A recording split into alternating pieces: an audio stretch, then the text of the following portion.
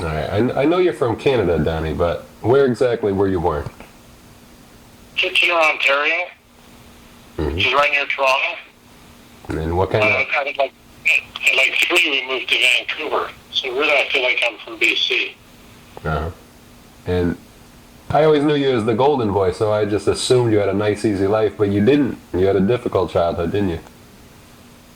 Well, I mean, everything's relative, right?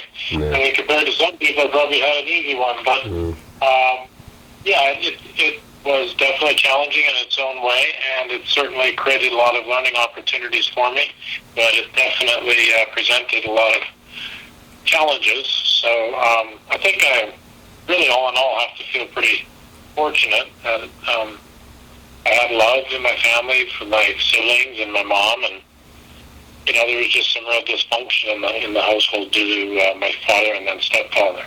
Mm. How many brothers and sisters did you have?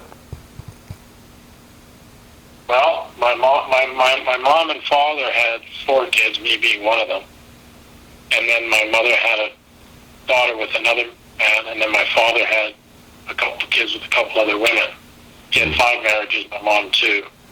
So between them, wow. A lot of people. Yeah, a lot of people. What kind of kid were you? I was pretty quiet. I'm just third child, so I had an older brother who was fairly dominant. My sister was very loving and supportive to me. But when you're a third kid, you're pretty much end up being quiet because everybody else is making the noise. And I was fairly soft actually, and kind of shy and quiet. Mm-hmm. But life has a way of toughening you up, I guess. Yeah. And who got you interested in boxing?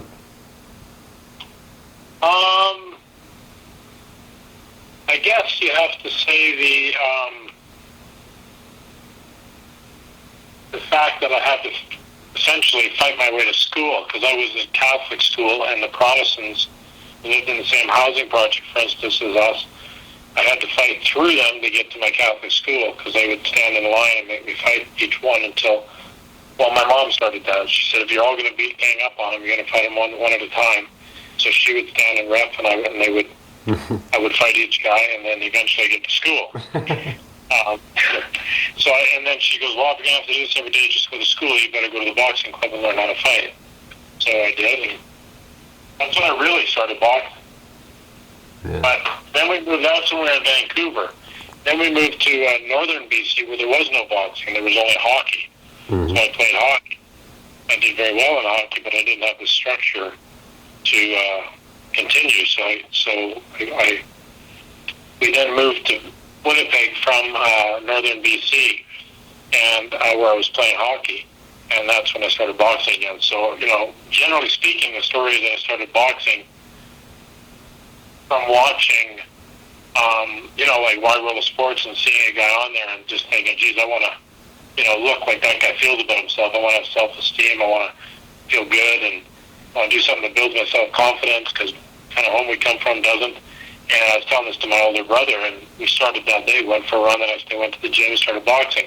And really, now, I think it's true as you asked, I don't know what brought this up, but really that's what started it, was trying to get to school. That's cool. And were you good right away when you went back to the gym? Or I guess you started when you were younger. Were you good right away at that age?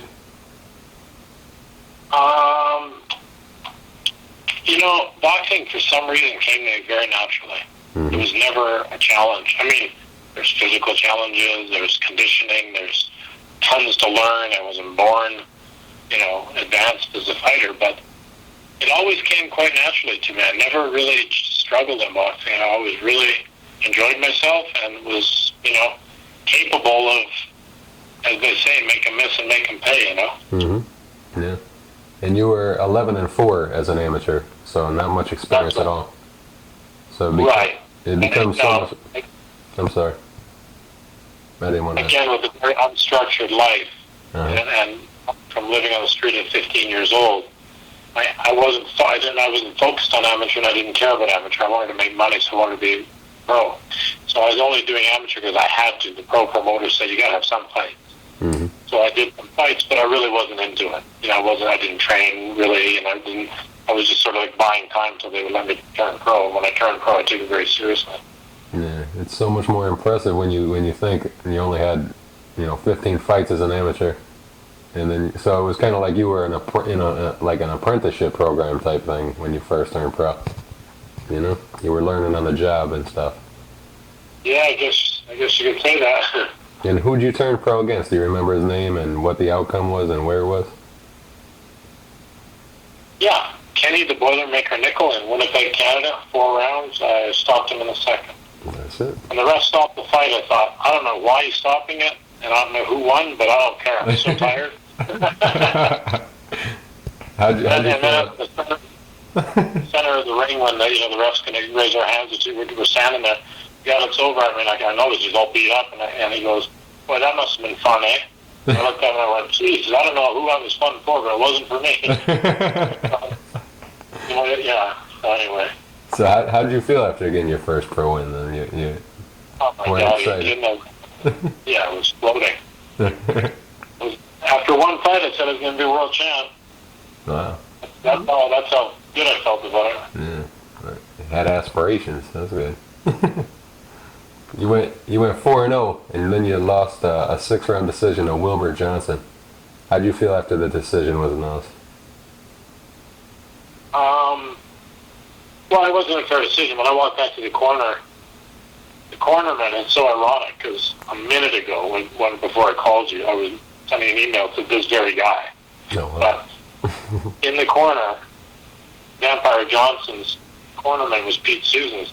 And as I walked back to the corner with him to say congratulations, Pete says to him, "You effing bum, you could have won that fight." They didn't even think they won. Huh. But there was a lot of politics in Winnipeg in boxing, and the Winnipeg people that controlled Winnipeg boxing, kind of mafia-oriented people, didn't want me in the town becoming known and get a following because they had a son that they were trying to build to be the local kid. And so I think they made sure that the judges didn't make sure I didn't win if it went a decision. Mm-hmm. We fought a rematch. If you can look on my record, we fought a rematch. I knocked them out in the first or second round in a rematch because I broke my hand in the first round of the first fight. Wow. So, so I didn't even think I lost the first fight. But anyway, I did. And so I fought a rematch and knocked them out. And you got them in 2. How'd it feel to get revenge on the guy? Yeah, it felt great.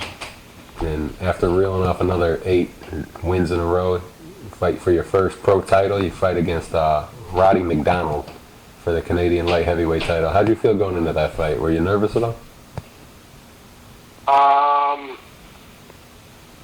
Was I nervous at all?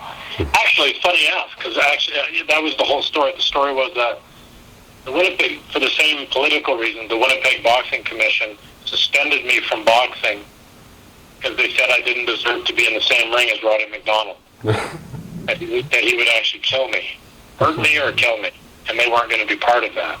That was their stance on behalf of the promoter to keep me out. So this guy that became my promoter at the time worked with me in Kitchener to buy television time and, of course, sell the advertising, and so that we could show on national television in Canada that I won the title and that I did belong in the ring. So we promoted it in Kitchener, my hometown, and before the fight, the rumor was I was so afraid I wouldn't show up. And when the fight time came that I was supposed to be at the arena, I wasn't there. And so that just confirmed everybody's thoughts, and they all started panicking, and they sent somebody to my hotel to find me. And they found me in my room, but I was asleep. So that's how nervous I was. Yeah. And then, how did it feel when you won that title? Oh my gosh! The Canadian champ. Yeah. In Canada, it was a pretty big thing, right? Yeah. Of course, after I won the title and tried to talk St. Pete Susans and Bruce Trampler at Top Rank into signing me for Top Rank, I said, "What do you?" They made me an offer, and I went, "I can't believe that's all you can offer. That's all I can get. Like, I mean, don't you guys realize I'm Canadian champion?" And Bruce says, "Well, Donny, in New York, that belt and 25 cents will get you a cup of coffee." Oh, wow. But in reality, it's probably all it meant. It meant nothing in the States. But to me, it was the whole world, you know. Well, I got a world ranking out of it. Roddy was number 9 and number 10 in the world. Mm-hmm. Yeah. You got to be feeling good about yourself still. It's a pretty belt, you know. Yeah, it is nice. You still have it? No. No. After that fight, you made quick work of Jimmy Gratson. What do you remember about that fight? Well, I remember it was the first time I went into a fight after having had sex within, I'd say, a couple of weeks of a fight. And I, generally speaking, was a very hard-working, hard-training guy. But and even for that fight I was. But see, George Chuvalo trained this kid, and he came in with this 37-2 record or 37-3 record or something. I can't remember when we fought. And I had about 12 fights. And the big word was, this is George Chuvalo's guy. He's just like George. He's going nowhere. Nobody's ever knocked him out. He's not been off his feet. If nothing else, it's going to be a long night. Well, as I'm thinking in the dressing room about how I screwed up, and, you know, you read the books about how, boy, fighters have sex anywhere close to a fight, their legs are going to be weak. My legs were so freaking weak, I was so scared going into that fight that I didn't think I could last 12 rounds because I had sex 2 weeks earlier. Mm-hmm. So going into the fight, I literally said to the guy in my corner, I don't know if I can walk all the way to the ring. My legs were so weak, I was so nervous. Mm-hmm. And then within 90 seconds, he was down 3 times and the fight was over. I guess sex worked for you. Never thought of it that way, but I should have thought of that. I guess just put it in your training regimen. That's a fun way to train. Then you got your chance against Willie Edwards for the NABF light heavyweight title. What happened in that fight? It was a good fight. It was, we had, what's his name, Michael Spinks' guy, Butch Lewis, and Don Majeski in town. They had announced that the winner was going to get to fight Michael. I'd been trying to get Michael to fight for a couple of years, and so it was a huge night for me. Again, I promoted it. I got national television in Canada, and I knocked him down in the 4th, had him cut, had him hurt, just like the Leonard fight. Mm-hmm. Totally in control in the early part of the fight. As soon as he went down, first the thought that went to my mind as I went to the corner was, all I have to do is hit him one more time and he won't get up. If he gets up again, I only have to hit him once more and it's over. Because that wasn't even that clean of a shot. And I know I've got a lot more power than that. Mm-hmm. So I kind of stopped fighting my style, which set myself up for those right hands, and started waiting and watching, just like in the Leonard fight. And the momentum changed. But then I caught him, like, say, in the 7th round late. Mm-hmm. And in between the 7th and 8th round, his corner said that his glove was cut. So they had to change it. Well, in the 8th round, he hit me with a shot that literally felt like I was hit with a baseball bat. I had never been hurt, really, even in a boxing ring. And I didn't even know my own name, for a while. In fact, in between the 8th and 9th round, if you look at the tape, I look completely clear. And then my trainer, are you okay? I'm like, yep, no problem. I stand up. I can't even stand up. I fell down like 3 or 4 times within the first few seconds of the 10th round or 9th round without him even hitting me. I was completely out of it. And get this, 20 years later, a friend of mine, I was the promoter of the fight, remember, so I hired a friend of mine. I said, you take care of this guy, I don't know you. Be fair to him, and, I got to try and wear 2 hats here, so, just be good to him and take care of him. So he worked his corner, and in between these rounds, when they were changing gloves, something happened. But he never told me about it for 20 years. Because what happened is he saw them changing when they were changing the gloves, putting brass knuckles on his left hand. Oh, my God. And when he saw them do that, they just gave him the signal in the throat, cut your throat, and they put their finger to their mouth, and then put their finger to their throat, and said, essentially, you say something, you're dead. Mm-hmm. And he was so scared, he didn't tell me for 20 years. Wow. 20 years later, he phoned me and said, I have to talk to you. Something's been bothering me for 20 years. I just have to get off my chest. I saw him and he told me the story. I was like, Jesus, you knucklehead. All you had to do was wait for him to get in the ring and then pull the referee or the supervisor down and say, check his gloves, Yeah. I know, but you told me to be fair to leave, to not, treat, act as if I'm working on your behalf. Well, Jesus, I mean, there's a line you can go. He almost killed me. But anyway, so that's what I remember about that fight. That was the hardest I was ever hit with anything, and it certainly wasn't a fist. Yeah, man. What do you think of things like Antonio Margarito getting found with like loaded gloves and things like that in the sport? What should they do with people like that? Well, I haven't experienced that. I mean, I think they should, I don't know, how about, change the outcome of that fight, make it a no contest maybe, and then B, fine them a lot of money. Because one thing fighters, I mean, a trainer might be able to talk you into a lot of things, but one is not going to be coming up with $50,000 if you get caught doing what he's suggesting you should do, for instance. Sure, it wasn't the fighter's idea. So you don't think that jail time should be, I don't think what? Jail time maybe? I mean, it is a weapon, brass knuckles and... It is a weapon. I mean, yeah. I mean, I guess so. I never even thought of that, but I guess so, Yeah. So much yeah, I mean, legal charges, Yeah. And then, where were you after that fight from a mental standpoint? Did you felt these kind of punches that... Did you know they weren't actual punches? Did something tell you that? Or were you like, wow, I can't believe how hard the guy hit?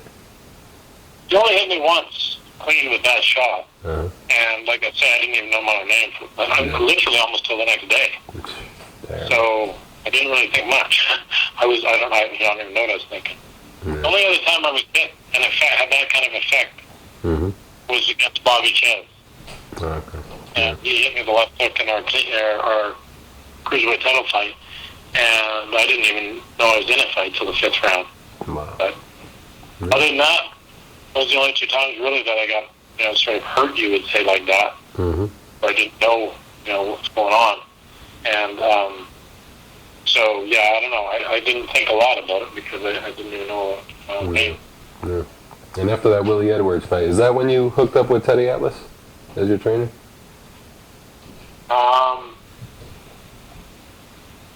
Let me see.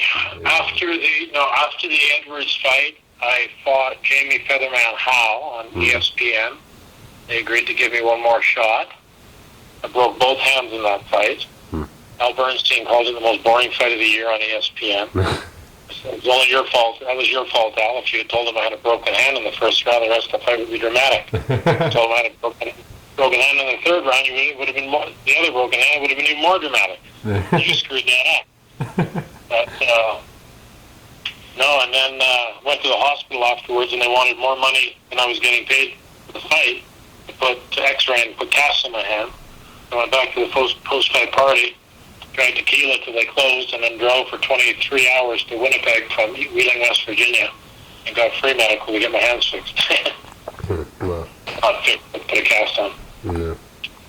Now, when you did hook up with Teddy Atlas as your trainer, and you trained with him for 8 fights, you ended up firing Teddy Atlas. What was the reason you fired him and wanted to get away from him? I just wasn't developing. I was Teddy and I are very different people. He's a very sort of like military, I don't know how to say it, very military-minded, like when you come into the room, you gotta look him in the eye, you gotta shake his hand like really hard, you gotta hold, he would like yell at you for, like the weirdest, I don't know, he was just a weird guy. Well, like the best analogy is the Mike Moore thing with the telephone. Who's going to phone the right and try and embarrass this guy in front of the whole world or his family or whatever? Yeah. Get a point across. There's no other way to get it across. You know what I mean? Yeah. I don't know. He's just like the kind of guy that's he feels like that by demeaning you, maybe, to inspire you.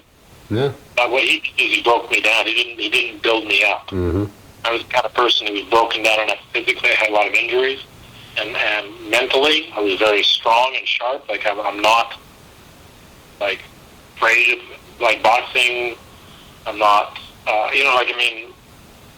put everything on the line for boxing. And as you know, I didn't have a lot of amateur background, so I learned how to fight in the gyms. I mean, I fought wars with Marvin Johnson for years. I ran bars with all kinds of great fighters. But Teddy just had a way of I don't know. I guess the negativity just broke me down. It didn't build me up. Mm-hmm. And so Dave was noticing that I was becoming more and more injured and less enthusiastic. I wasn't gaining a lot. I wasn't, evolving as a fighter. So Dave and I decided that our relationship with Teddy wasn't working for me. Mm-hmm. And so we fired him. Like, it happens every day in boxing and every day in life. Yeah. And people don't know what happened for the most part. I know I didn't know about this. Bring me through the whole story. Now you found out years later, after Teddy Atlas wrote his book, he admitted to trying to kill you. Now, how did you feel when you found that out? Were you surprised at all? I guess I can't really say I was surprised, because Teddy was, he was proud of the fact that he was crazy. Mm. He took pride in having taken a knife and chased Donny Poole with it, or taken a crowbar and got into a fight in the back lane in the gym, with one of the other trainers, and punched Hector Camacho, I think, one time, or his trainer or somebody. And Teddy, in that case, and he kind of like is proud. He wears that like a shield. So when he said it, from that perspective, I wasn't surprised so much as I was shocked that he would admit to literally committing I would have to think, pretty serious crime.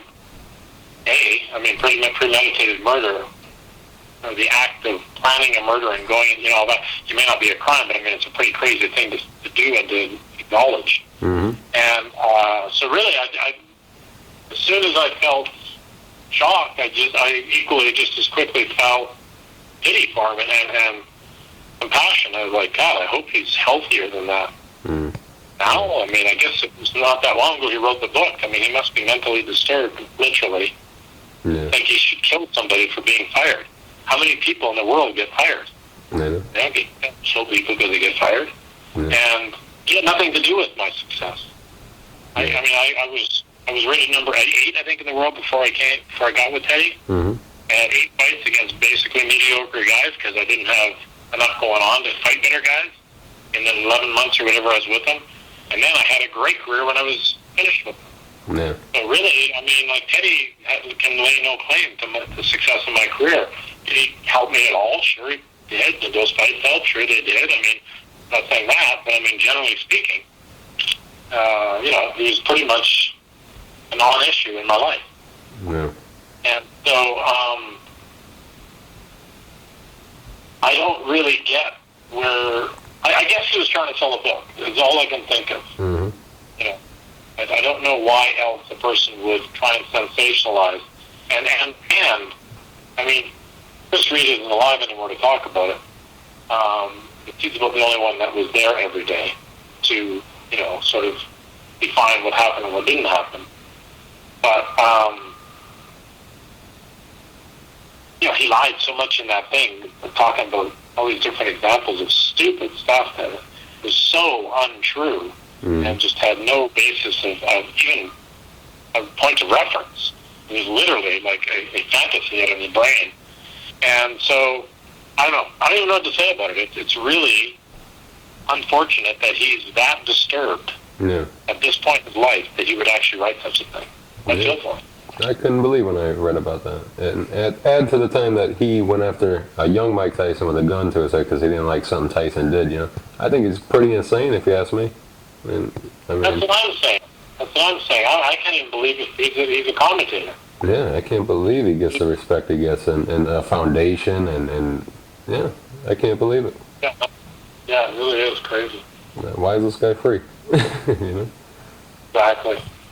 And he has the nerve to call like Mike Tyson a coward and stuff, but he's always approaching people with guns and stuff, Who's the coward? Exactly. Strange. But you didn't know about it for years, and when you found out, how'd you feel after you found? Did you talk to him ever since then, though, or did you just chalk it up to he's crazy? Really funny.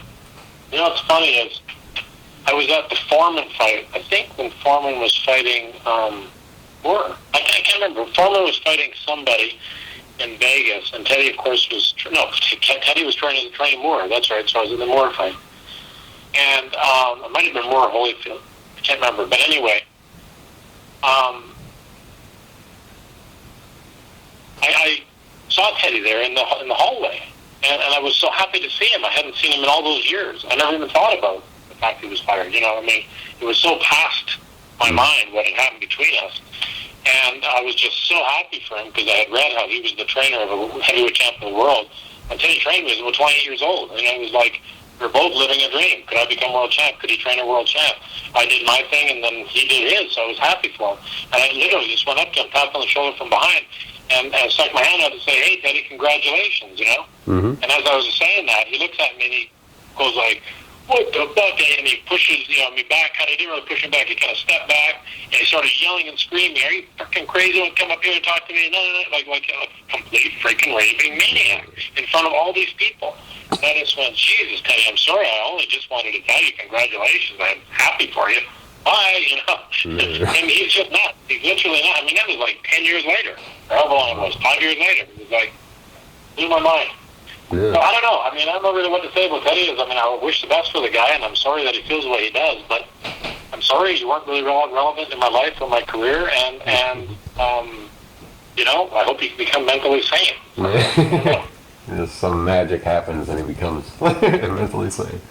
Yeah, he's got a long way to go. I could tell when he talks to people, even still to this day, he has, rage problems. Like, major, what's it called? Chip on his shoulder, right? Yeah. I guess that's what it is. A chip on his shoulder. And after Teddy, who trained you after Teddy? Bobby Cassidy. Tommy Gallagher was assigned to be my trainer by Dave Wolf, my manager. Mm-hmm. And Tommy had a partner in training, which is Bobby Cassidy. And Bobby and I really connected more on a personal level and more on a boxing level. Mm-hmm. And it was really, to me, in my heart, Bobby who took me from where I was to become championship material. And Tommy was there, but I'm not taking away from Tommy because he was definitely there, he was definitely involved. It was more like it was his gym. He would bring me, get the sparring partners. I know he was helping Dave in the back scenes with title fights and Leonard fight and all that stuff. Tommy was irrelevant in my career. But as a trainer, I gotta say that Bobby Cassidy is who I learned the most from, got the most from, and accomplished the most with. Yeah. And then after you fought the guy who fought Hagler for the middleweight championship, Mustafa Hamsho. What was it like fighting Hamsho? It was a dirty fight that night, wasn't it? Yeah. A little dirty. Hamsho was very good at elbows, headbutts, and low blow combos.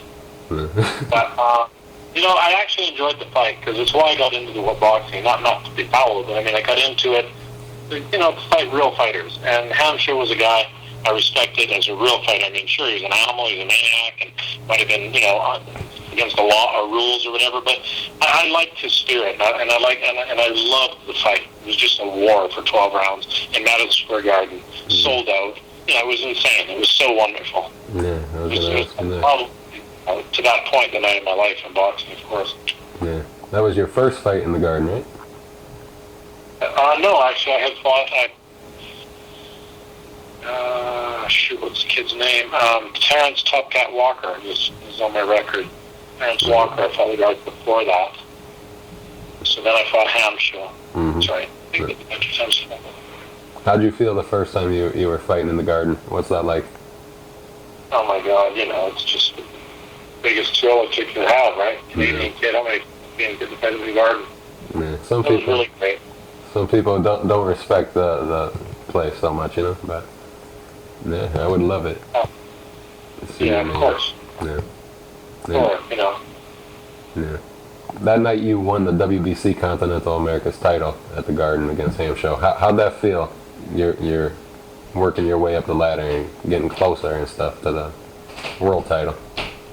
Well, it's funny that of course the night of the fight was unbelievable. We had a great post-fight party. A lot of great, New York Rangers were there. A whole bunch of people. A lot of things things that happen in New York. Once you sort of make it, all of a sudden people start showing up in your life, and all of a sudden beautiful women were all around, and all the athletes, and not just hockey players, and just different things. Life becomes very interesting. All of a sudden, all the doors are open in the city instead of closed, and there are no lineups. You get in anywhere, and so it was really a lot of fun.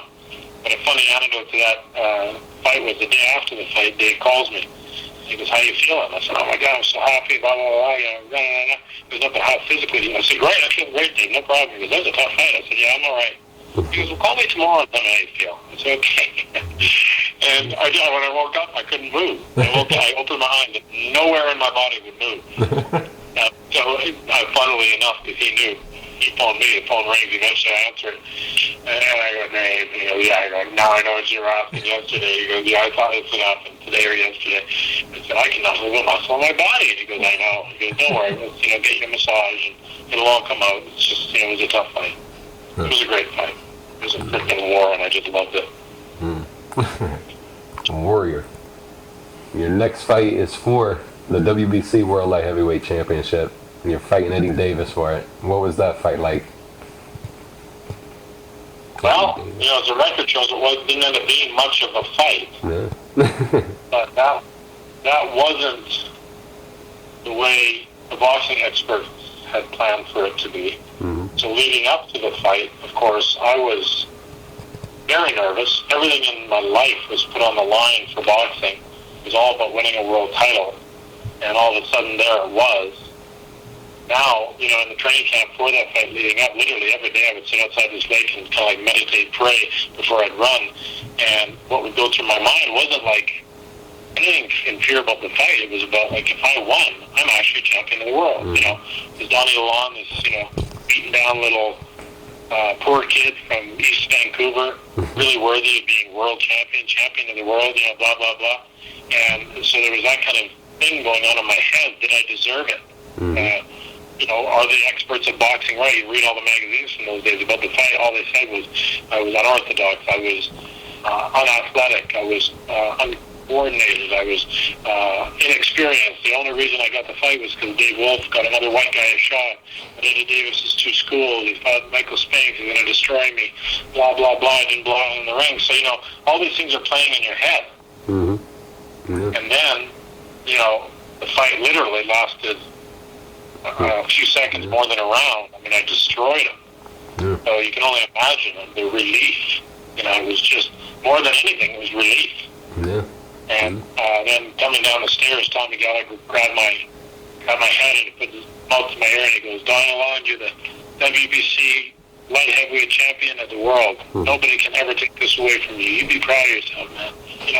And that pretty much summed it up. I mean, it was like the coup de grace. It was done. I completed my objective in boxing, which is to become world champion. It's still surreal to even hear myself say this to you, but yeah, I fulfilled a very improbable, unlikely dream and fantasy for a Canadian kid, especially in that weight class. When I grew up, I was watching Matthew Saad Muhammad, Marvin Johnson, Michael Spinks,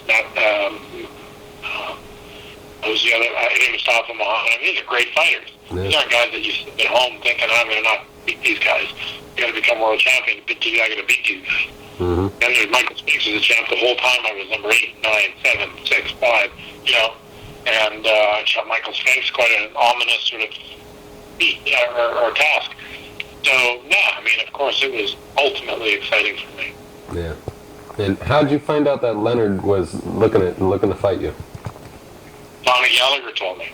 Mm-hmm. And it was actually just before the Davis fight. He pulled me out of the gym one day and he goes, "We got to go for a walk." I went for a walk and he goes, "I'm going to ask you a question." I said, "Okay, what's that?" And he goes, "Would you fight Sugar Ray Leonard for $1 million?" I'm like, "What?" And he goes, "Would you fight Sugar Ray Leonard for $1 million? Just yes or no?" I answered to my trainer. So you can fight him for nothing. It's Sugar Ray Leonard. He's one of the greatest fighters of all time. I'd love to fight him. And Tommy said, "Don't ever say that again. Be quiet." "Okay. So you'll fight him for $1 million." I said, "Yeah."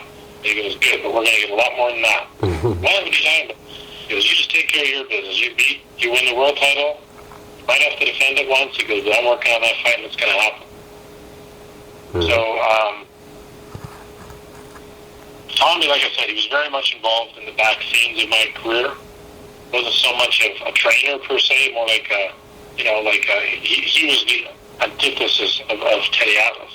Mm-hmm. He was like a cheerleader, like he really built you up and made you feel good about yourself. And as you focus on your positive, he goes, forget your left hand. Let's just focus on what you have. You can punch like a mule with your right hand. We're going to knock out everybody. You don't need a left hand, stuff like that. He was just very positive and very upbeat. Yeah. So he was awesome that way. I mean, technically, he wasn't so, that wasn't his strongest suit, but he was really great as an inspiration. He was a big inspiration for me. Yeah. What was the hype like? Did it feel surreal to you? The pre-fight hype? The Leonard fight? Yeah, the press conferences and the media coverage. It was global. By the time the Leonard fight had happened, I set 3 goals for myself in boxing. One was to win a world title. Another was to meet the girl of my dreams, because I didn't have the confidence I would do it unless I did something crazy. I'd become a world champion. And the other was to become financially independent. So by the time I fought Leonard, you got to remember, I won a world championship at 175 pounds, beat a guy that I'm very close to beating Michael Spinks, a couple years earlier. I then fought and beat in his home country, Leslie Stewart. So walking into that fight, I actually crazy, but I actually was overconfident. I was unreasonably overconfident. I just thought, at 175 pounds, which is hard, as hard as I'm punching, I mean, I don't care how great a fighter is. If he's only a natural 147-pounder, as soon as I hit him, this fight's over. Mm-hmm. And as if I'm never going to hit him. So I took the fight very lightly. I was overconfident. I fell asleep again in the dressing room. Dave, I kept saying to Dave, one day, Leonard's going to wake up one morning and he's going to realize I'm 32 years old, which remember back then we thought was old as fighters. Mm-hmm.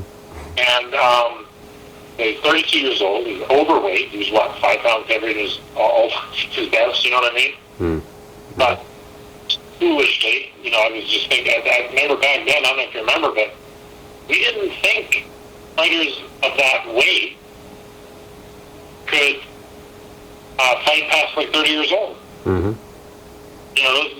Back then, at 28, 29 years old, smaller weight classes were done.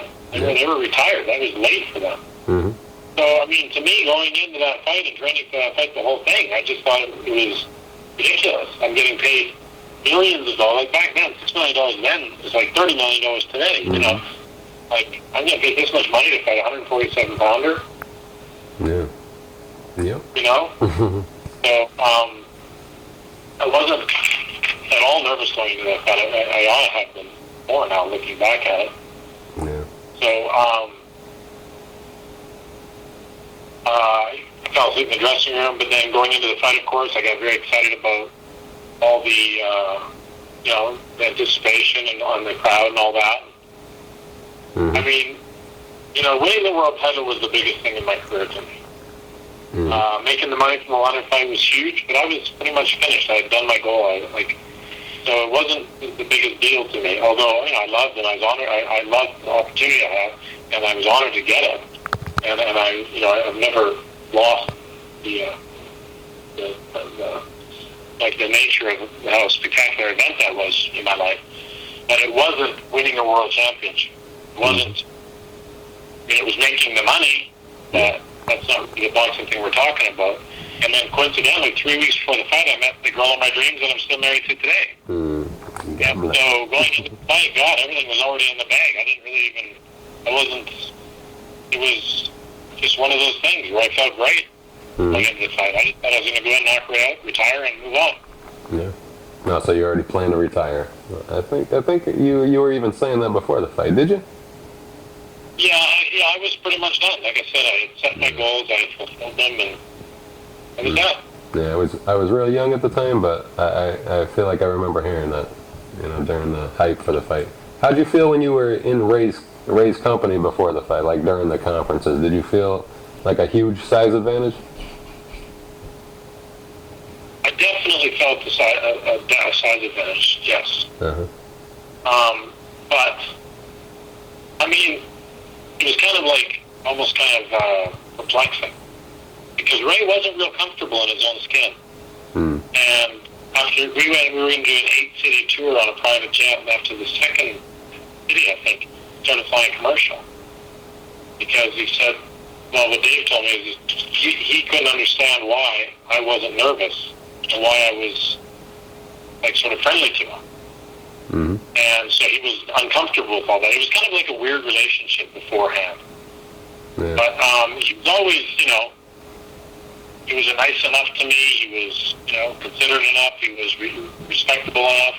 I can't really say anything bad about him, but it's just that there wasn't much of a gel of a relationship before that. We've actually become friends, and you know, we stay in touch, and you know, we'll do things together. We'll plan to, you know, contribute to each other's doing or whatever. Mm-hmm. Contemplated and worked hard towards being in a very big business together about 10 years ago, or maybe more. So, you know, we have a great relationship. I really love Ray. I'm really happy for him where he's at in his life. Mm-hmm. And how great was that? I'm sorry. I thought you were done. How did the fight go? How do you remember it? Do you remember it as being a positive event, and or were you over? What do you think of that fight when you think back to it? Good memories, or are you kind of depressed that you didn't try to overpower more? And No. I fought exactly my fight for the first 4 rounds. Mm-hmm. And then exactly like I told you earlier, what happened in the Edwards fight happened in that fight. Yeah. As Ray went down and I started walking towards the neutral corner, I thought to myself, I hit him one more time and this fight's over. Mm-hmm. And after that, I started watching him and waiting for him to leave an opening for me to land that punch. Of course, Ray's not dumb enough to do that, especially after being knocked down. So that never happened again. Yeah. And I started, you know, realizing what I was doing, so I got back sort of focused. And you can see in the 8th round, I was quite effective. In the 9th round, other than about the first 30 seconds, which was just neutral, I completely dominated him. Mm-hmm. And I was actually the ref to stop the fight when he stopped it, or when just before it ended. And as I was looking at him, Ray realized I wasn't focused, and he just stepped in and landed a punch, knocked me down, and then threw a million punches and crushed my larynx with one of them because I left my hands down, lifted my head up, and the fight was over before I knew it. I mean, I was just completely blown away that I lost that fight. I thought it was so in the bag, I was asking the ref to stop it. No. Wow. Shocking. Yeah, I was shocked. Guess you did. What's it called? Something Tonight, Entertainment Tonight, when Ned was interviewing me afterwards, my girlfriend's with me, who's now my wife, and they asked me a question. I didn't even listen. I just went, I can't fucking believe I lost that fight. Excuse my language. But that's exactly what I said right on television, because I just literally couldn't believe I lost that fight because I was so in the bag. Yeah. And what did Ray say to you after that fight? Do you remember anything about? You know, I don't really remember. Yeah. Yeah. I just we met a week later. We met a week later to the HBO thing. It was awesome. Okay. Yeah. I just want to let the people know that it was because of this fight Teddy Atlas tried to murder you. He heard that you were making $6 million, and he knew that he would be entitled, if he was your trainer, he would have been entitled to $600,000 because he's getting 10%.